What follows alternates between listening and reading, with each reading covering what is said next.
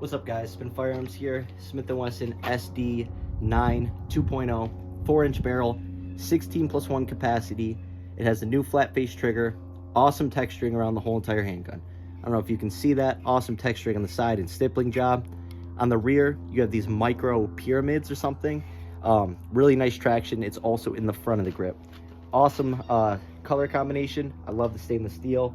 The serrations look a little different on this model. Sights, I'm still unsure. I think they are plastic sights. It is a budget handgun. $300 what I paid for it. Takes down like a Glock. Has an awesome slide stop and slide release. If you use a slide release, this is something you will love. Absolutely love. $300 budget firearm. I'm not going to be carrying this. Just something for you guys to review. $300 handgun with the way prices are right now, the way things are going, could be an awesome option for you guys. I would change out those sights though. They actually feel really cheap, and I sort of hate the fact that Smith & Wesson went back to a polymer rear sight and it looks like a metal front sight. I don't know if you can see that, but this looks like it's polymer or plastic. This looks like it's metal. Comes with a rail, but that flat face trigger is where it's at, even though I've been hearing about issues. And we're gonna go ahead and throw one in the head first and then reload that mag completely.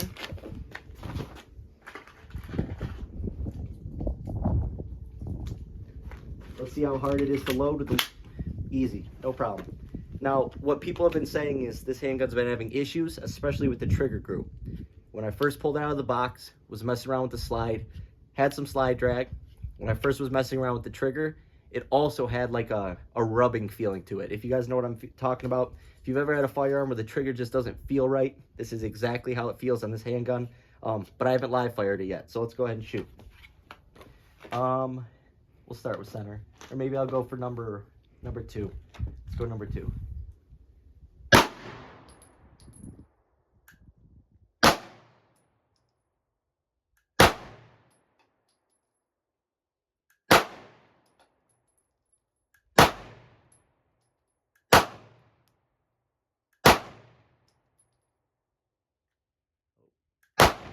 Long reset.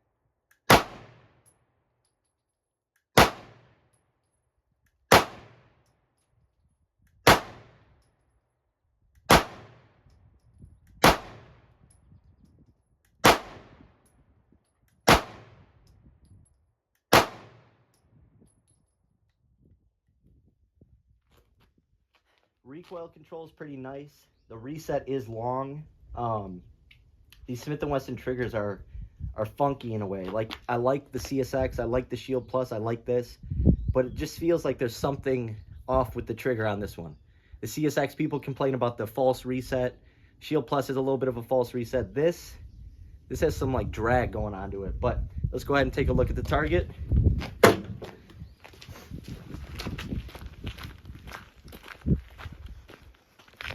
$17 shots. I'll take it. I was aiming for right here. Every shot was, inch and a half higher than where I was aiming. Even when I tried correcting it, I was still high. It's a good shooter. For $300, am I going to argue with this? No.